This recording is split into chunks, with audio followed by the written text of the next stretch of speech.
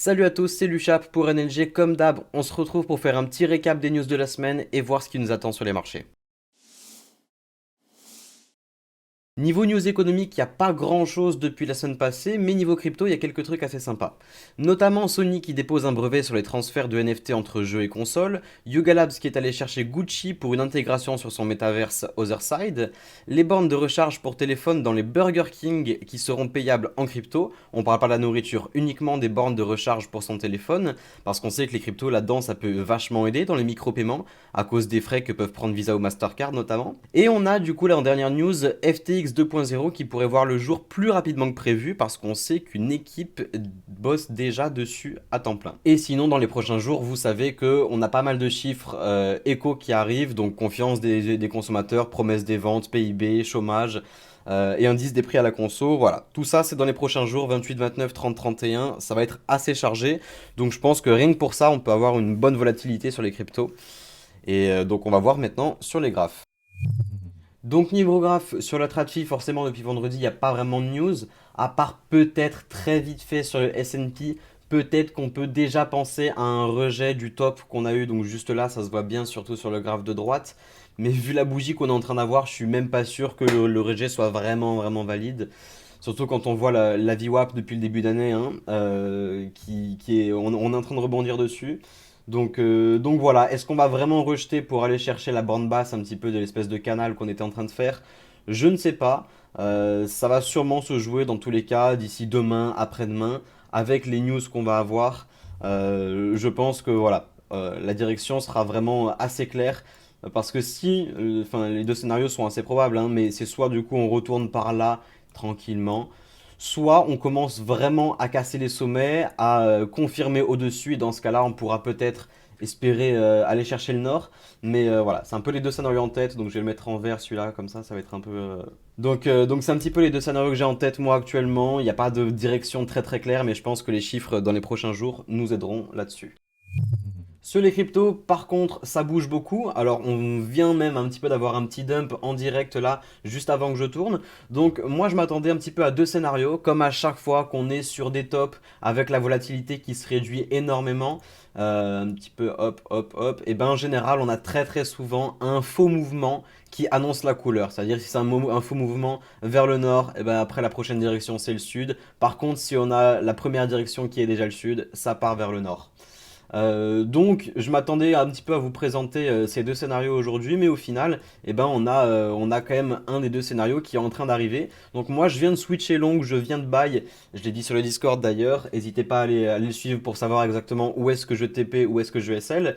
Mais voilà, moi j'ai racheté ici, alors la raison est toute simple, hein, donc on vient pour moi de break, de casser les derniers lots. On vient de se faire, les vendeurs viennent de se faire absorber, alors c'est vraiment flagrant si on va sur du graphique 5 minutes. Euh, Hop, ici, donc voilà, graphique de gauche, bougie 5 minutes. Quand on regarde le delta, on a 33 millions de vendeurs alors que la bougie finit vert. Beaucoup de vendeurs qui ont été absorbés sur le bas de la mèche, surtout, c'est exactement ça qu'on veut voir. Voilà, donc moi j'ai acheté à peu près ici, j'ai d'autres zones d'achat en tête, mais voilà, n'hésitez pas à aller sur le Discord pour en savoir un peu plus. Et du coup, en plus de des vendeurs absorbés qu'on peut voir sur le footprint, clairement sur cette bougie, en général, l'environnement dans lequel on a évolué sur ce top, ça a été beaucoup de vendeurs agressifs niveau perp, pendant que le prix était porté vers le haut, surtout pendant la première partie, et le prix était porté par le haut par les acheteurs spot. Voilà, donc beaucoup de vendeurs en perp, beaucoup d'acheteurs en spot.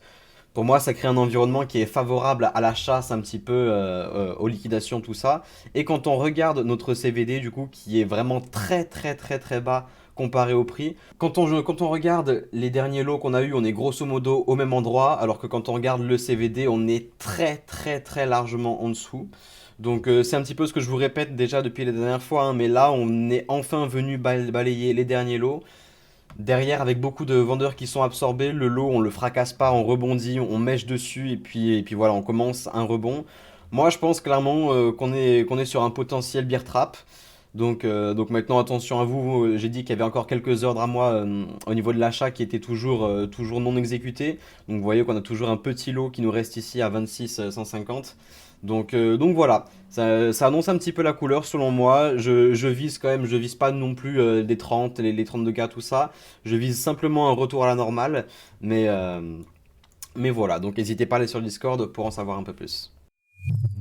Du côté de la dominance BTC, ça commence enfin un petit peu à bouger. Peut-être le début d'un top, je dis bien peut-être, parce que pour l'instant, on n'a pas vraiment cassé de structure ni rien. Enfin, on va pas faire d'analyse graphique sur la market cap dominance, mais on voit grosso modo qu'on était quand même dans une dynamique où le BTC a tout emporté, et on voit de toute façon que les alts ont été laissés sur le carreau.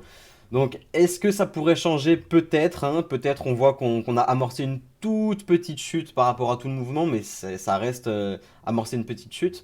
Donc, est-ce que ça va continuer ou pas? Je sais pas trop. Ça se voit du coup forcément aussi sur la paire ETH-BTC qui est du coup inversée, enfin qui est en corrélation inversée. Pareil, on voit que on a un bottom qui est en préparation maintenant. Est-ce que ça va durer? Est-ce qu'on va vraiment prolonger ça?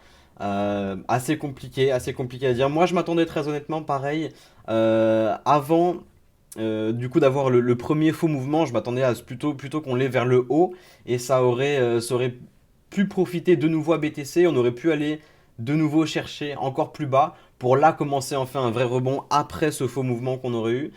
Pourquoi pas? C'est un peu ce à quoi je m'attendais. Maintenant, c'est pas ce qui est en train d'avoir. Donc à voir. Ça veut pas dire que le scénario est forcément mort, mais ça veut dire qu'on est en attente de quelque chose qui se passe, quoi. Est-ce qu'on va vraiment continuer comme la tendance de fond et au final le BTC va tout emporter? Ou est-ce qu'on va enfin avoir le droit à un retournement de situation et d'avoir un peu le vent en poupe pour ETH? Je ne sais pas, on va voir. Et dans tous les cas, comme je l'ai dit un peu sur la trad fee, dans tous les cas, les prochains jours, je pense, vont être assez décisifs pour les marchés. Voilà, donc pas grand chose à dire d'autre. Maintenant, vous savez précisément que je suis bull, je viens d'entrer, je parie sur un retour à la normale et pas non plus sur une continuation de tendance exceptionnelle. Et voilà, n'hésitez pas à aller sur le Discord pour voir un petit peu comment est-ce que j'entre, comment est-ce que je gère mes trades. Faites attention à vous, c'est pas une raison pour all-in.